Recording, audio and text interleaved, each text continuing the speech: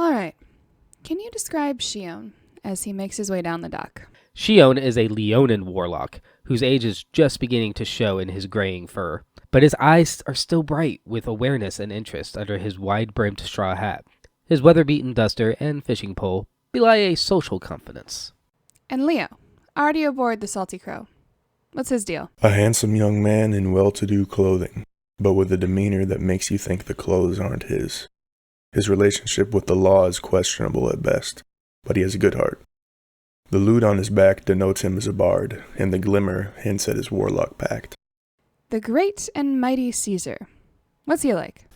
A handsome, kobold barbarian, standing a towering 2 feet tall, dressed in a remarkable handmade luchador costume, struts down the docks. He is the coolest, and he knows it. Vivo, of course, not being a cleric of the morning, groggily makes his way to the Salty Crow's anchorage at the last possible moment. 4 people from very different walks of life found themselves aboard the Salty Crow, making a journey to Anchor Island.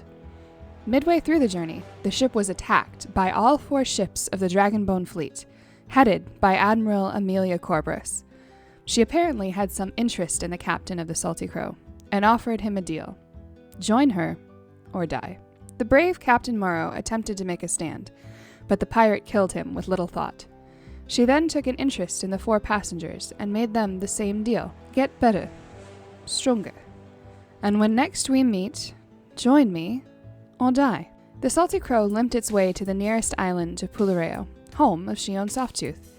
The passengers, now turned owners, commissioned the mysterious Hodlin and Harlem shipwrights to repair the vessel and rechristen it the Bold Endeavor. While repairs were being made, the crew found themselves embroiled in a rebellion against Tyrion Stoneclaw, son of the tyrant who had expelled Shion and his family from the island many years prior. With help from the locals, as well as covert assistance from a merchant prince, the crew managed to overthrow Stoneclaw and return the island to its people. Tyrion Stoneclaw, you stand flourishing from the misdeeds of your father. I am Shion Softtooth, son of Experth Firmpaw, and I bring your reckoning. After finishing their business on the island of Pulareo, the Bold Endeavor once again returned to the sea. Upon arrival at Umbido, the crew decided to make berth in the northern market, once again enlisting Hodlin and Harlem to upgrade the ship. During the conversation, and with the help of a young dragon named Lethala, whom they had previously rescued, Vivo realized that the shipwright Harlem was in fact a powerful fey being. Here, the Skyflight Crystal and new armaments would be added to the ship. The crew stopped in the governor's compound to attend Governor Lyra Quinn's ball, hobnobbing with a number of Bunthor elites.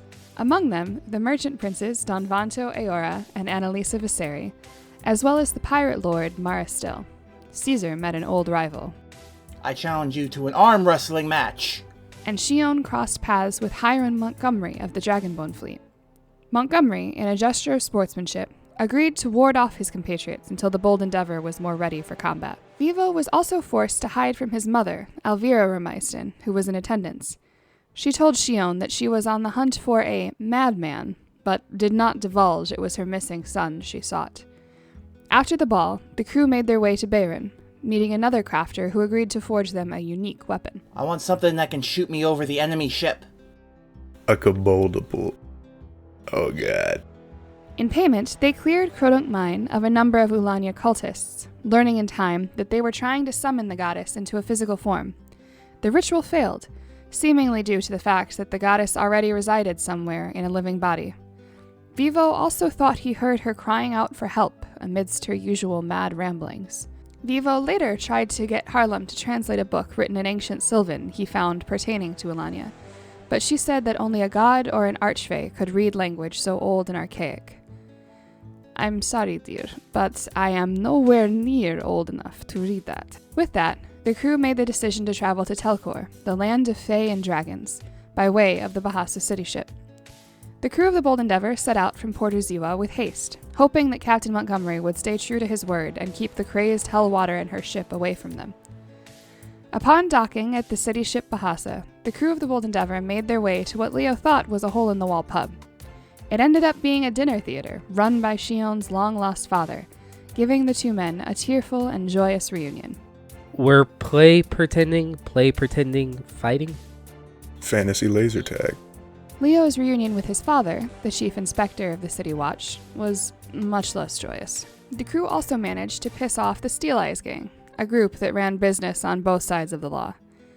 The crew got their affairs in order to traverse the Library of Worlds into Telcor, bringing the dragon Lethala and a young awakened rat named Calabibi with them. After much discussion of the myriad options for translating Vivo's secret tome, the crew decided to make their way to the court of the Spring Fae. They were told Lord Tevenil, the ruler of the court, was the Archfey least likely to demand a host of difficult favors from them. Setting out into the land of spring, they made their way to Castle Brighttree, where Tevenil summarily threw them out upon noticing Vivo, and more specifically, his holy symbol. "How dare you bring the symbol of those who took my sister from me into my home?" Tevenil strangled the life out of Vivo, which allowed his ghostly friend Strack to take over his body. Strack said that Alanya had not been killed all those centuries ago. He and she had been captured and tortured. Strack to death, his mistress to utter madness.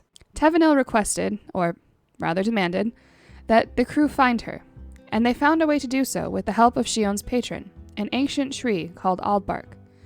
Aldbark also gave them a vision of a place out of space and time, where a battle was taking place, noting that what the cultists were doing to Alanya could upset the balance of that war.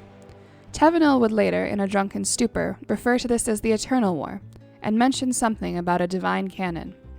He stressed that they should tell no one of this, since mortals were not meant to know of such things. Tevenil's final gift to the crew was a small acorn, the spirit of a baby druid who had come to call herself Dev and merge with the Bold Endeavor, making it a living ship. With a compass made of Tevenil's blood in hand, the crew made their way back to Bunthor, stopping in the City of Metallic Dragons for the Dragon Council Festival. I'm gonna jump off the dragon on my glider and drop the flyers for the fight all over the city. They also earned a favor from Lethala's mother Venesk for helping to save her. After returning to the Great Sea, the crew battled Captain Montgomery of the Grinning Ray, who surrendered after testing their mettle. He let it be known that he was only following Admiral Corvus's orders under great duress. He showed them into his captain's quarters, revealing a massive dragon rib bone carved in ancient runes. The captain and his crew wore earrings made of the same material, and should they go too far in disobeying Admiral Corvus, she could easily blow them up from any distance. The crew of the Bold Endeavor agreed to try and help Captain Montgomery with his problem, in exchange for his help in taking down the rest of the Dragonbone fleet. They eventually found themselves at the home offices of shipwrights Hodlin and Harlem. They deposited the cargo they had brought with them, and inquired after Captain Montgomery's Dragonbone problem. An artificer was summoned, and after a great deal of studying, concluded that this was a piece of masterwork far beyond his capabilities. It was suggested that they seek out someone at the Institute of Artifice and Magitech, located on an island currently 3 or so days' journey from the floating headquarters. The crew made their way to the Institute, located on and in a massive volcano. Here they met with Professor RGB, a retired adventurer and artificer of the highest caliber. He agreed that the bone rune was an exceptional piece of work, but with some time and a great deal of effort, he might be able to crack it. He handed the crew a list of materials he would need, as well as requesting funds for the research. He recommended reaching out to the scientist Tevathan, who also happened to be one of the 12 High Gods, in Unthar, as a way to get both the translation and the materials. Before leaving the Institute, they also picked up 2 new crew members, a young engineer who would help the ship's mechanic CERN in maintaining the arcane engines of the Endeavor, and a rich party boy who happily overpaid to go on a celebrity cruise with Caesar. The Bold Endeavor sailed on to intersect with the Ubsabo fleet, a gathering of ships that made for a flashy getaway for the rich and famous. Here, they lost their party boy, lost a match with a champion fighter, and met once again with Captain Montgomery to update him and receive some gold for their troubles. From there, their crew made their way to a small island recommended to them by Montgomery, looking to find an inter-realm smuggling ship to steal. On this island, they fought and cast out a small ring of slavers, rescuing a few prisoners in the process.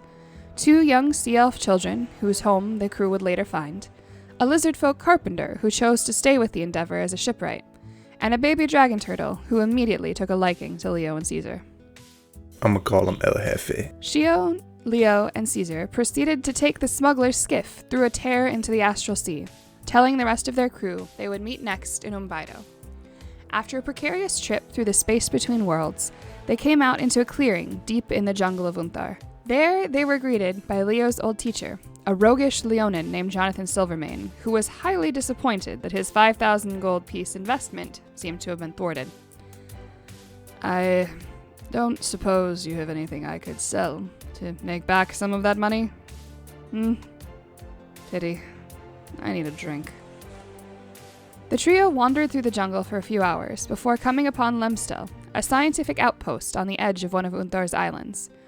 The Druidic researchers said that Lord Havathan's research laboratory was on the other side of the island, and it would be a nearly 2-day journey to get there. The crew decided to rest for the night in the camp, wondering what sort of man, and god, Lord Havathan might be.